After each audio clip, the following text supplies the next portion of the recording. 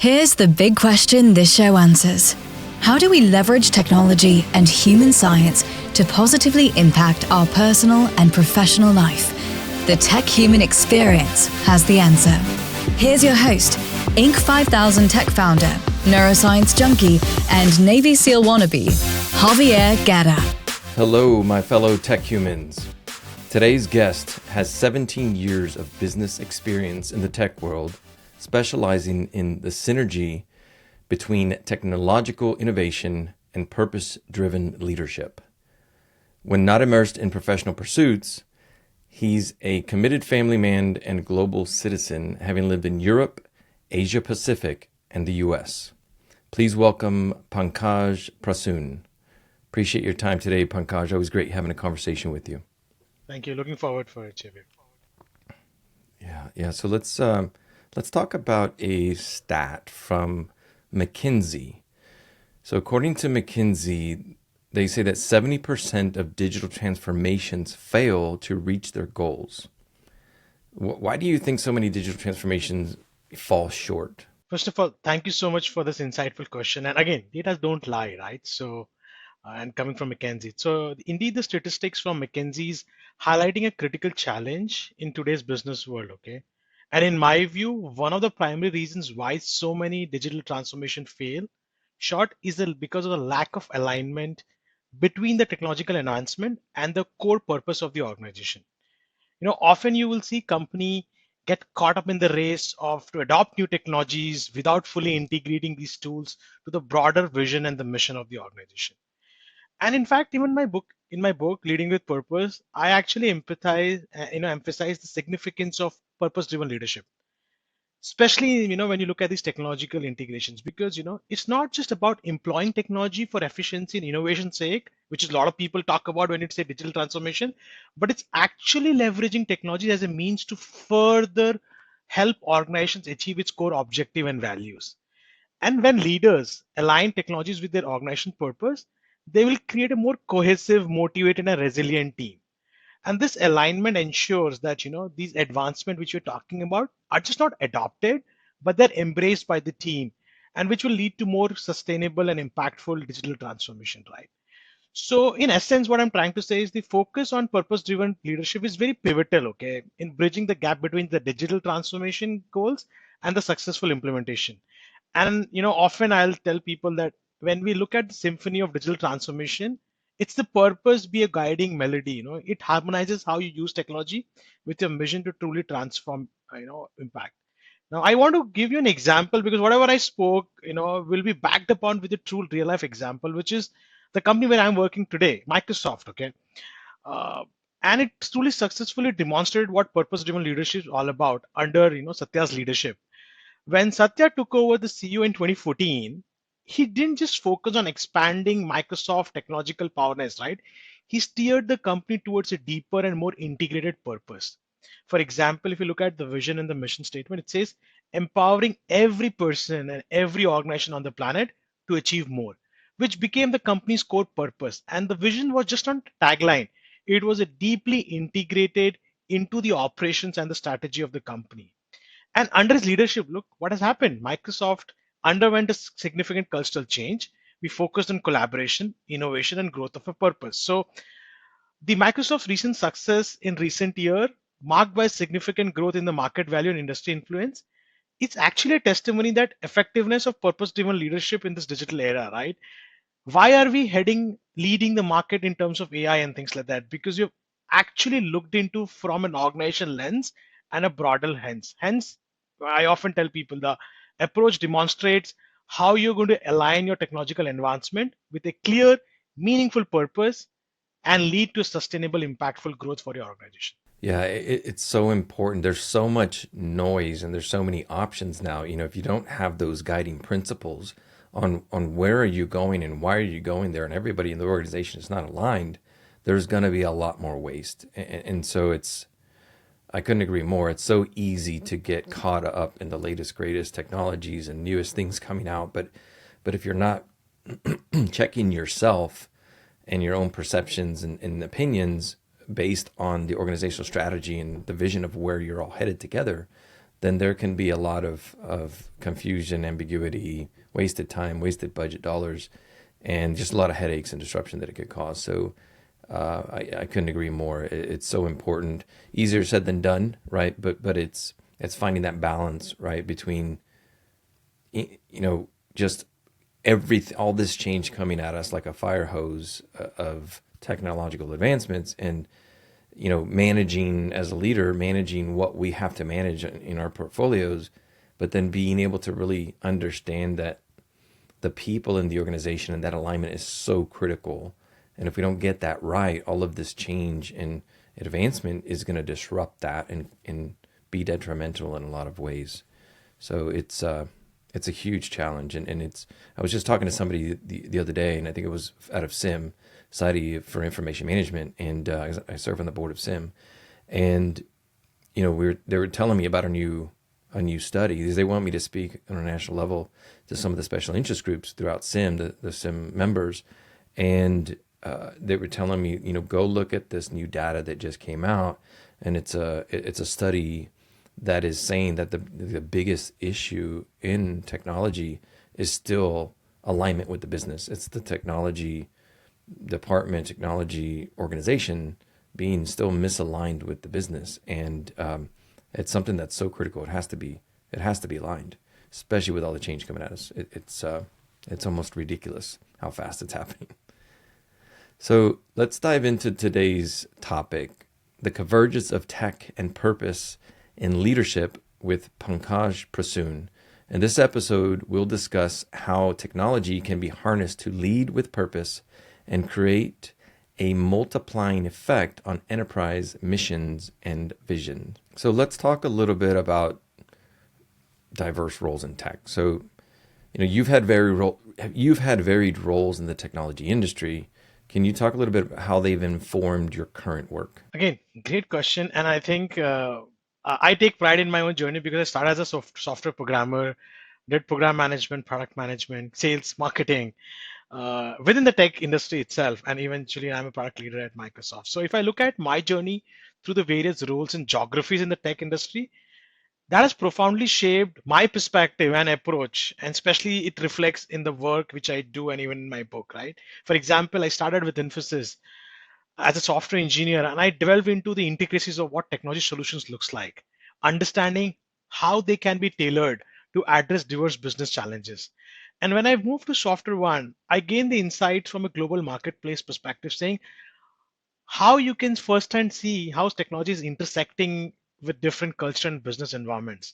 And now, when I'm at Microsoft as a product leader, where I've truly seen the convergence of technologies with a purpose. So, living and working across four continents, like you said, actually offered me a unique vantage point where I've observed that while technology is a universal language, it's the application and the impact vary very greatly. And this profounding experience reinforced a Green's principle, saying the necessity of aligning technologies is just not with the business goals, but with the human values and the broader purpose of the organization. And why I'm saying so is because I'll just want to give you an example. When I was at Emphasis, I was part of a project that spanned across three continents. And the experience was eye opening as it highlighted the diverse ways in which different cultures approach technology and businesses. Okay. And I remember we were doing a global rollout, and one of the countries was Japan. Okay. I remember one instance where, seemingly straightforward solution for our team in Europe was completely reimagined to suit our clients in the Asia, because we wanted to emphasize on the need of adaptability, cultural sensitivity, and things like that. So this project not only broadened my technical expertise, right, from profound, but deeply helped me understand the intricacies and relationship between technology, culture, and effective leadership, right? And that's one of the core themes which I always tell people, that true leadership will transcend between boundaries, borders, cultural barriers. Okay. It's about understanding and harnessing the diversity of human experiences and thought. And with this global perspective is actually needed in tech industries, because where often we are in the forefront of innovation and change, and hence we have to value the human side of the aspect. Yeah, so it makes me think about a conversation I had just yesterday. I won't name any names, but somebody was telling me that there was there was a leader that was saying that we really need to kind of not eliminate, but kind of get the people almost out of the way, right, of the technology. You know, and my belief, and there's a lot of research on this, is what I told the gentleman was I believe that what they're not necessarily saying that they want to get the people out of the way. What they're really saying is they're looking to mitigate the risk that comes from human behavior, right? Because if you look at any problem, the lowest common denominator is people, right? And so technology is not advanced enough, and we are dictating what technologies get put into place, and so we really need human enabled technologies. So we can't just remove the human out of the equation, right? But there's a lot of risk coming from the humans, and we need to think about that proactively as we're making these decisions and moving forward into the future, right? With all this change. I just thought it was interesting. It just made me think about that. I just had this conversation yesterday. You know, as far as transitioning, you know, your experience transitioning between different roles, how has that influenced your approach to problem solving and innovation? Again, very deep-rooted question, okay? And in fact, I would say transitioning between different roles where I was a software engineer to begin with, very passionate about going in programming. I'm still programmer, but to becoming a product leader with experiences in, like I said, product management, program management, sales, marketing, and even leading a business unit, right? It only enriched my approach towards problem solving and innovation. And why I'm saying so, because when I started as a software engineer, the focus was truly on the technical solution and coding. It gave me the foundation to understand the nuts and bolts of the technology. Okay. And as I moved from program to product management, it actually broadened my perspective to seeing the big picture, how individual pieces of technology could fit into larger systems to meet the needs of the user. Okay. And when I looked at sales and marketing roles, they added another dimension, which is teaching me the importance of understanding customer experiences, perspective, and market demands. So it honed my skills in communication and empathy, allowing me to see, what technical aspects won't let me see, and appreciate the emotional psychological factors which drive the technological adoption. Because as you know, not all great products are being adopted by people, right? Because you miss that emotional and psychological factor into that product. And again, when I became a business unit owner and a product leader at Microsoft now, I learned to balance the various aspects of technical, commercial, and human aspect to drive innovation. Okay. So necessarily this journey has taught me that true innovation lies not just in creating something new, but in deeply understanding and solving the end user needs and pain points. It's about seeing the interconnectedness of systems and leveraging the holistic approach, right? So in essence, what I want to say is that my varied roles taught me how to think horizontally and vertically as well, understanding the depth of technology while appreciating the broader spectrum of its impact on business and society and human as in general, right? And leadership and innovation are just not about expertise in one area, but about integrating diverse perspective and skills for a greater purpose, right? So that's what I learned from my roles at different places. Yeah, I couldn't agree more, and that's where the power of triangulation comes in, right? And you know, me being on the board of a leadership or technology leadership nonprofit that's the largest in the nation. That's really the power of these types of organizations, is because these leaders can go in and they can network with peers to really solve problems and get those varying perspectives, you know, across different cultural backgrounds, industries, you know, different parts of the country, different parts of the world. And so it's extremely powerful. And you know, we can't do it all ourselves, right? Especially with the increase in business demands. It's, you know, budgets are being cut right now because of economic uncertainty. And, you know, for a leader to think that they can manage all of it on their own, right? It's almost insanity, because there's so much change and there's so much that they're having to deal with. It helps to have that diversity of thought, you know, and have those viewpoints for sure. So let's talk a little bit about cloud computing. In your view, you know, where does the real value of cloud computing lie for business today? Again, great question. And I've often gone back, in last 5, 10 years and told people the true value of the cloud doesn't lie on the cloud. It lies above the cloud. Okay, because often people look at cloud as a computing and perspective, but I think it's the services like AI, machine learning, blockchain, analytics, and things like that, which is fueling that innovation. Okay, so if you have to see the real true value of cloud computing in business, it transcends technical capabilities, which is the technical stack, right? But it lies how you can democratize innovation. And when I'm saying so is that because cloud computing has created a level playing field for people, because I advise startups also, right? So it is enabling business of all the sizes to access cutting edge technologies and infrastructure that once we thought was only available for large corporations. For example, consider a small startup which is specializing in AI driven healthcare solution. When you look at pre-cloud era, the barrier to entry for such a company was so immersive, so requiring substantial upfront capital, right? Data, storage, computing power, AI algorithms, LLMs. But with cloud computing, this startup can now access the same powerful computing resources which a Microsoft or a Google or an Apple has access to. And they are paying for what they're using and the scale effortlessly as it goes, right? So this accessibility, I would say, will foster an environment where innovation is not bound by the size of the company or its resources, but only by the creativity and skills of its team, right? And hence, I use this word that we need to democratize the effect of cloud and look at it as a game changer event, okay, in the technological space, because it's not just about cost saving and efficiencies, which is what people were talking about, but it's about opening up a complete new world of possibility for all businesses, allowing them to innovate faster, adapt to changing business standards and business models, providing a comprehensive set of enterprise security standards, experiment, and compete at levels that were previously out of reach.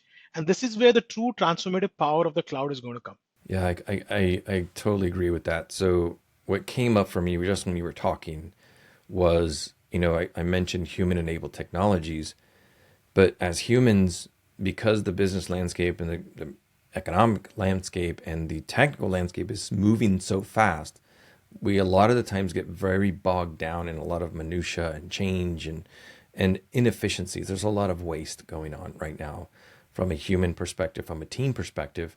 And what I've really been able to do myself is to start to look at, as things like GPT came out, and we've built our own GPT instance in Azure, Microsoft Azure, and so that it's more secure and I don't have to worry about feeding this public model information. I can secure it in my environment, but I've been able to leverage these technologies to do things much faster, much more efficient, and in a sense download some of my thought processes and strategic insights into how we go about doing things, bake it into that system, train that model, and then get some of my team to help take on some of those tasks that I could not delegate before. So now I can take a step back and look at the bigger picture, and I'm starting to incorporate and transform, not transform, but improve the value that we're bringing to our end clients and better understand them and digest that data better, and being able to make a bigger impact, and bring more value to my customers. And because the end client is what it's everything about, right? The world revolves around service.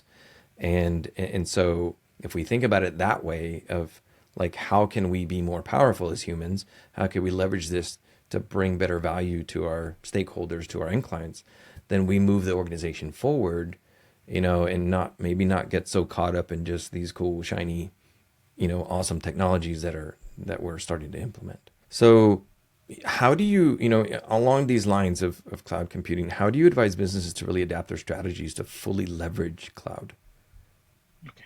Again, very deep-rooted question. Okay, and I'll answer from my own experiences and advising Fortune 500 companies that stop looking at cloud just as a tool. Okay, but integrate it into your strategic approach to reap its full benefit. And what I'm trying to say is that I advise businesses on leveraging cloud for full potential. Okay, and it is a multifaceted approach. And I'm going to give you 8 points. Okay, number one, access and align with your business goals. Okay, evaluate how cloud computing is going to align with your own business objectives, identify where these services are going to add value, whether it's enhancing customer experience, improving operational efficiency, or fostering innovation. For example, your example where you created your own GPT because you wanted to protect data and things like that, right? So you're aligning to the business goals. The second, embrace a cloud first mindset and just not talk about it, really do it, right? So you need to drive that cultural shift within the organization to adopt a cloud mindset, okay? Which is, that doesn't mean that I'm going to move all part of my businesses to cloud. No, rather I'm going to consider cloud as my primary option when evaluating my IT needs, okay? So it's not that, hey, look, let's go to that race of, moving all of our 100,000 servers and move it to cloud. No, absolutely not. Third is, focus on scalability and flexibility. And that's the advantage of cloud computing, right? Because businesses should leverage this to scale up and down based on demand, okay? Ensuring that you're not over investing because it's very capex driven, and you're not investing on unused resources, okay? Fourth, which is like you also said, prioritize security and compliances. Because you're moving to cloud, it is essential to ensure that the data security, regulatory compliances are not compromised, okay? So as a business, we need to invest in security standards, measures, and understand the compliances needed for our industry. Fifth, so powerful yet forgotten by people, invest in your employee training and development. Because as you're going to adopt to the new cloud technologies, it's vital to ensure your team is equipped enough and to use them effectively. What's the point in driving a Ferrari on donut, right? So you have to give investment in training skills to upskill your workforce, educate them on cloud literacy and other aspects. Sixth is, which I often forget, a lot of people, oh, I'm the cloud, I've done it. No, you have to optimize and innovate continuously. Cloud is like an open tap market, okay? If you leave it open, you're going to pump in more money than you ever thought through. So it's not a one-time investment, but it's an ongoing process, okay? So you have to regularly review and optimize your infrastructure, performance, and cost effectiveness. And you know what? Stay open to innovation, because that's the ability which cloud is able to provide you, okay?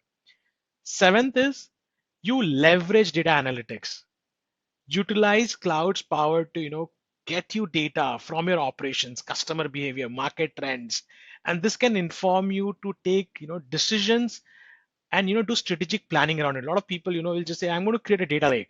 Yeah, absolutely, yeah, I'm going to just bump in all the data, but what's the point if you can't take an insight out of it and act on it, right? So it's important to create a data strategy, but also look at the insights and act on it. Number eight, super important. A lot of people, forget to do that, is partner with the right cloud provider. Okay, so you choose a cloud provider that aligns to your business needs and will offer you the right balances in terms of services, support, and scalability, and also aligns to your mission and vision of the organization, who believe in the same principle and philosophy. Because a good provider should not offer you technologies, but also should be the guiding force for you in terms of adopting it and providing that necessary expertise. So I think I'll sum up into these 8 points for anybody who's looking for them. I love that. I love how you broke it down like that, into your last number eight. It's so crucial that, all of these organizations that are listening to this right now, they're all partnering with a lot of partners. We partner with partners, right? And so, but our goal is, like, we tell these partners, if we're working with them, these are our core values that we live and breathe by. And if we don't believe that you're in alignment with these core values, number one is building trust.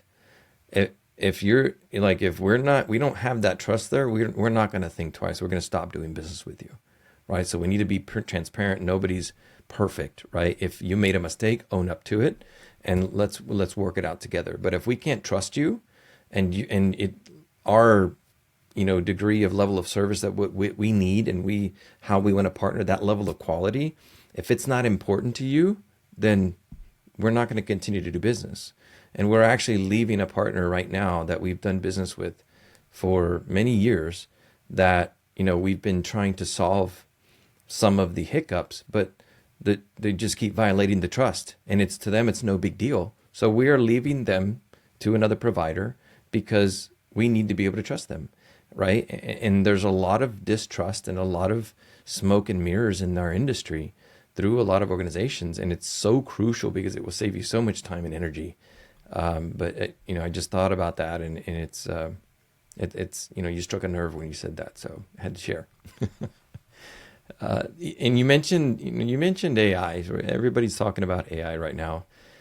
Can you discuss some real world problems that you believe AI has the potential to solve? Absolutely. And again, Xavier, I mean, if you're talking about technology innovations, how can we not speak about AI? Because every third article which you read is all talking about AI. And I think one of the things which I firmly believe, apart from solving the productivity and the content and whatnot, I think one real world problem where AI holds immense potential is in combating climate change, and it is arguably one of the most pressing issues of our time. Okay, for example, climate change has multifaceted threat to our planet, impacting everything from a global ecosystem to health to economic stability. And AI, with its ability to process vast amount of data and identify patterns beyond our own capability, okay, it's going to be pivotal in this fight. For example, AI can revolutionize our approach to renewable energy management by accurately predicting how we are going to consume energy, how we are optimizing our distribution of energy resources like wind and solar. AI can significantly help us increase efficiency, reduce waste, lower our reliance on fossil fuels, and additionally, these tech, AI tech can monitor and analyze environmental data from satellites, sensors. It'll offer critical insights into changing ecosystems, okay, tracking deforestation, even predicting natural disasters with greater accuracy, and thereby enabling us to be more effective in our responses. So I'll say I emphasize the critical role again on a purpose-driven leadership in leveraging these technologies for greater good, okay? Because this is where the ethical AI comes into play, right? It's not about harnessing AI for economic gains. It's about channelizing this incredible tool towards addressing some of the most significant challenges humanity has ever faced, right? So my appeal to leaders in technology, government, and industry is that you need to collaborate. You need to drive a shared purpose of creating a sustainable future for our planet if we want our kids to see what we have seen, right? So I want to give a call to action, before I end this, I think we need to integrate AI into our environmental strategies. It must be done with a very purpose driven approach, right? Because AI's immense full power on climate change can make strides in protecting our planet for our future generations. And it's an opportunity for leaders across sectors to unite, innovate responsibly, and lead with a vision that expands beyond profit, okay, towards a sustainable and a prosperous future for all of us. So important. And, again, you struck a nerve, right? I view, how can I word this? So there's obviously companies need to be profitable, right? But to what extent and to what end, right? By what means are you increasing your profits? And I view money as a tool, and I've said that I can leverage money, I can leverage great people, teamwork, and I can leverage technology to accomplish a mission, right? And that can accelerate the power and accelerate the success and how quickly we achieve that mission. But if you're stepping all over the people or doing things that are unethical with the technology or not caring about anything else but the money, like what wasteland are you laying in the path of your success, right? And can you sleep at night? And what, is it worth it, right? At the end of the day, are you going to regret? We're all going to die at some point, leave this body.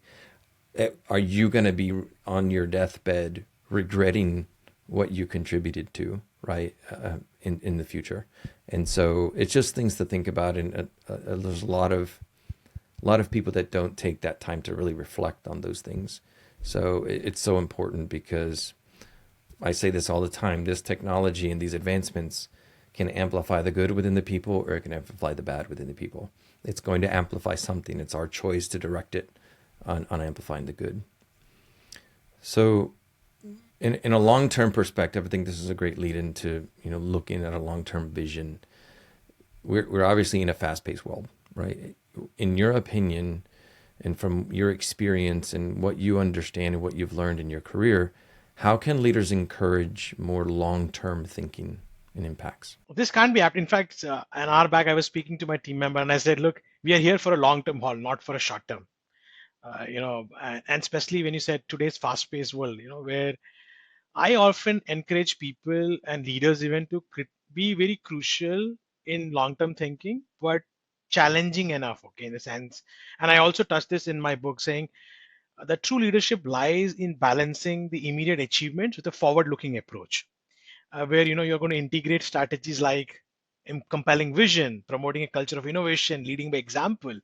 But here are a few things which again I want to narrate for you and for the listeners is that will foster this mindset for you that how do you encourage long-term thinking. Number one is establish a clear and compelling vision. So as a leader, I need to articulate a very clear and compelling long-term vision for my people, for my organization. And this vision needs to be inspiring. It needs to align with core values, like you mentioned, of your organizations, and needs to provide a very roadmap for the future. It's not about, I'm going to set a goal, but about painting a picture of what success looks like in the longer run. Not, absolutely not.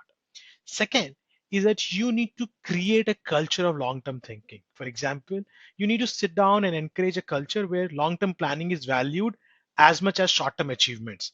And this can be done through regular strategic planning sessions, discuss about your work, future trends, challenges, and you encourage your team members to do that often. Third, balance short-term wins with long-term goals. Okay, so while focusing on long-term wins, it's also important to celebrate short-term wins, right? And these wins will keep you motivated and encourage and will propel you towards always aligning toward a larger vision and not detract you from a longer term objective. Number four would be invest in continuous learning and innovation. Long term is often linked with innovation, and leader who foster an environment where learning and experimentations are encouraged and failure is just seen as a step towards future success, they will see that organization propelling much faster. Number five is lead by example. Okay, you cannot preach, and you need to your words needs to show in your action. So leader needs to model that long term thinking in their decision making and strategic planning. And when you are prioritizing long term benefit over short term, your action and decision sets a precedent in the organization. Okay. Number six, which I've learned the hard way of working in 52 countries, is you need to encourage diverse perspectives. And this perspectives will help you understand different aspects of challenges, cultural sensitivity, opportunities that may hold upon us, right? So encourage your team members from various backgrounds, whether it's liberal arts or anything else, right? To come and contribute to ideas so that you can create a very comprehensive long-term strategy. Number seven would be scenario planning. Don't get stuck saying, "Oh, this is my path." No, absolutely not. So encourage people saying, "Hey, look, go and do scenario planning and anticipate future trends and challenges." Often I've told people as product leaders, we have to read what is not written in the book. So find those moves and things like that, because this exercise will not only prepare you, the organization, for different possibilities, but will also help you to re-strategize and align to future opportunities and risk. And number eight is implement long-term incentives. Align your incentives and reward systems with long-term goals and performance metrics. This will ensure that you're setting a culture where team efforts are constantly directed towards long-term objectives. So when you adopt all these strategies, leaders will create an environment which will not only respond to immediate demands of the marketplace, but will also prepare you for future challenges and opportunities.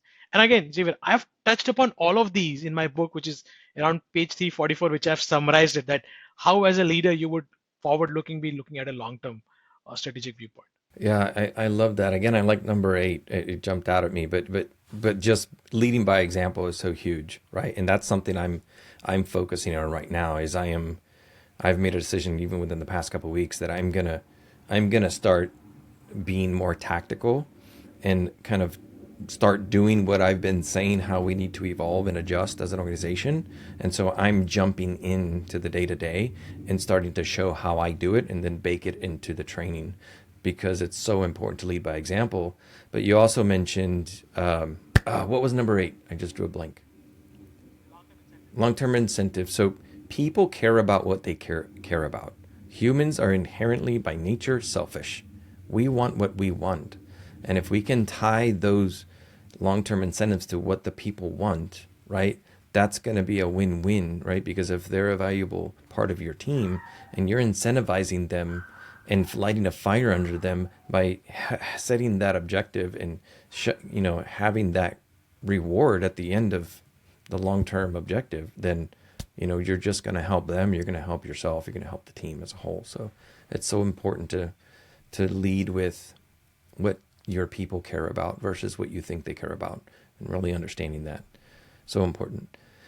Do you have an example, a quick example you could share, maybe where long-term vision was crucial and something you experienced? Oh, certainly. I'm going to keep it brief and short. And in my career, an example which stood out was, a few years back, I was part of a team, and we were asked to, or rather tasked, I would say not asked, but tasked to actually develop a new software product. And initially, the focus was on how can we rapidly develop this to keep the pace with competitor. But I've always said that you need to have a very strategic differentiation, not fall in the trap of chasing your competition, but providing something which is going to be meaningful to your vision and mission. So I advocated for a more forward looking approach. Instead of rushing into the market, we invested time in going back and understanding what the emerging market trends and future customer needs were. And this actually led us to integrate advanced AI capability into our product, a decision that I'll tell you required additional time to develop, but it was aligning to our future long term vision, staying ahead of the curve. And I can tell you this, after the launch, the active users daily and monthly have just skyrocketed high, because we just not only caught up with our competition, but we filled a gap during the what market was looking for. So this result of the product did not just fit the current demands, but also looked at the future investment, right? And it is now foundational tool for our customers. Significantly, it is outperforming what our initial projections were, right? And this experience often, like you said, actually underscored my belief again that long-term vision, when you effectively integrate into product development, it will lead to sustainable success and market leadership. Okay, because you need to highlight how visionary thinking can transform challenges into opportunity for future growth. So yeah, so I'm all in for people to look long term rather than taking short term shortcuts to achieve something. Okay, so we're coming up on time here, so let me kind of get into some closing questions. Pankaj, in your opinion, what technology does the world need that doesn't exist yet? So Raven, I'm going to build upon what I said before on the AI and obviously the human side of the aspect. So in my view, the world currently is in dire need of a technology that I would call global empathy AI. And this would be an advanced AI system designed for non-profit or convenience, okay, but to foster empathy and understanding across cultural, political, and social divides. So think of this as, imagine an AI that can accurately translate just not languages, but also contextualize cultural nuances, emotions, and intention behind these communications. Okay. It would help us bridge gaps in global discourse, enhancing understanding and reducing conflicts which are arising from misinterpretation and biases. So, this AI won't just be a tool for international diplomats or global businesses, but it should be accessible for everyone, enabling individuals from different part of the world to connect on a deeper level. It could use the vast experience of data available on cultural practices, human behaviors, social norms, psychological metrics, and languages to help understand each other better, and promoting a global empathy and cooperation. And you know what? The creation of such technology would be a pivotal shift on how we consume and use AI. So instead of solely focusing on efficiency and growth, we would be harnessing the power of technology to address one of the humanity's oldest challenges, which is understanding and empathizing the other. So, and I want to end this with a quote which I've used in my book as well, that in the symphony of human progress, right, technology should be the instrument that tunes our differences into harmonies, turning discord into a melody of shared human experiences. And this, I believe, my friend, is the technology we truly need. One that doesn't disconnect, it just it connects us, but also unites us in our diversity. So that's the technology I'm hoping for that we're going to develop in coming months and quarters and years. Yeah, that's interesting. So that we probably should have an episode just around that right there, because there's so many dynamics coming up around that conversation, in a positive light, but also of like making sure that when something like this is built, that we're thinking about the negative implications that it could have, or the safeguards that can be put in place, depending on what level of evolution or advancement this type of technology is, right? Like, as long as we can still kind of control it and shut it off, right? Then It's easier that way. But if for some reason this, becomes AGI and just lives out there on Skynet somewhere, that could be a little bit stickier of a situation. But would love to continue that conversation at some point in the future. So Pankaj, thanks for joining us today and sharing your insights. Before we go, we're obviously both passionate about leadership excellence and continuous improvement into the future. Can you talk a little bit about how you help technology leaders and organizations? To me, right, transforming leadership is about getting good to great, okay? And it's a journey and evolution for continuous growth and introspection and adaptation, right? So it evolves around, beyond traditional leadership style and paradigms to embrace more holistically what the purpose-driven approach is all about. So I often tell people that, this is what my compilation of what a purposeful driven leadership looks like. It talks about it, but I think what I've also done in last few weeks with startups and mid-sized organization is do a training session or walking through with leaders to educate them how you can drive in this transformative journey. Either how do you embrace a visionary mindset, right? Because you have to look beyond horizon, you have to be clear, inspiring, aligning it. How do you cultivate emotional intelligence? You will find incredible people with incredible IQ, but what differentiates managers with leaders and great phenomenal leaders is their ability to have that higher level of EQ, to empathize with others, and to create a self-awareness, interpersonal skills, and things like that. Third, around how do you create a culture of continuous innovation and learning. Great leadership is around creating that ecosystem, that environment. To your point, I'm going to only work with not a vendor, I'm going to work with a partner. And to me, partner is like a journey, it's like a marriage. We need to have the same vision, core values, same beliefs to walk the journey together.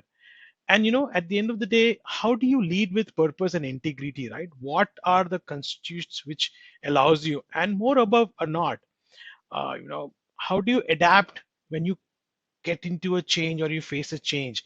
How do you empower others? Because great leaders are just not achievers, but they are phenomenal enablers. And you can go back to the history books and go and see they will empower their teams, they will foster a sense of ownership and accountability.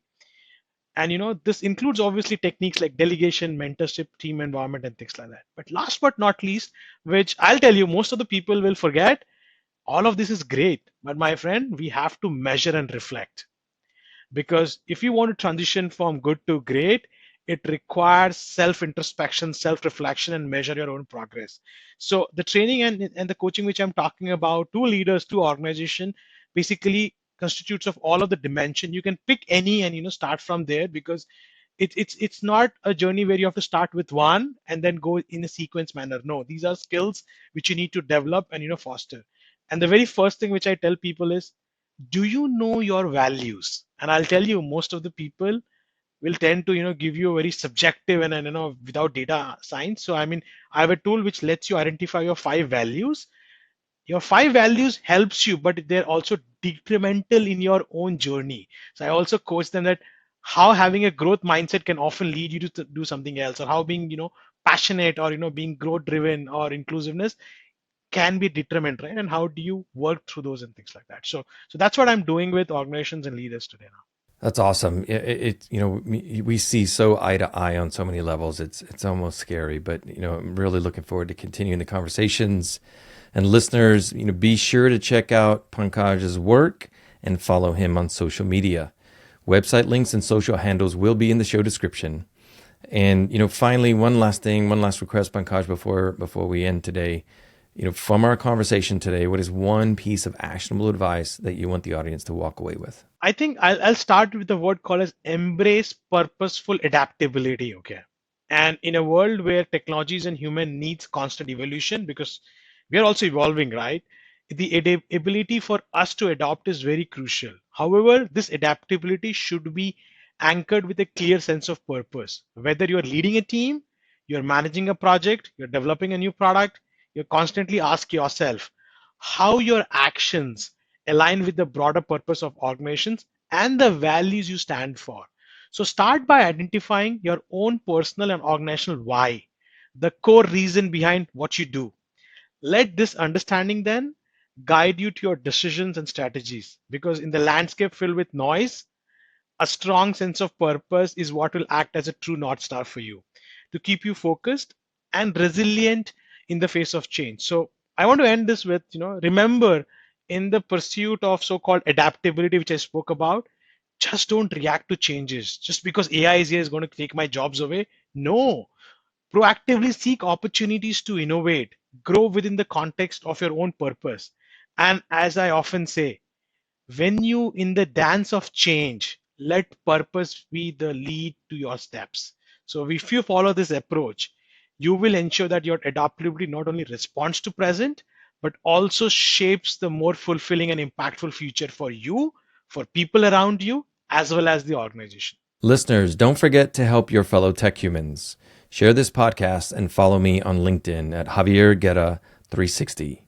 See you next time on the Tech Human Experience.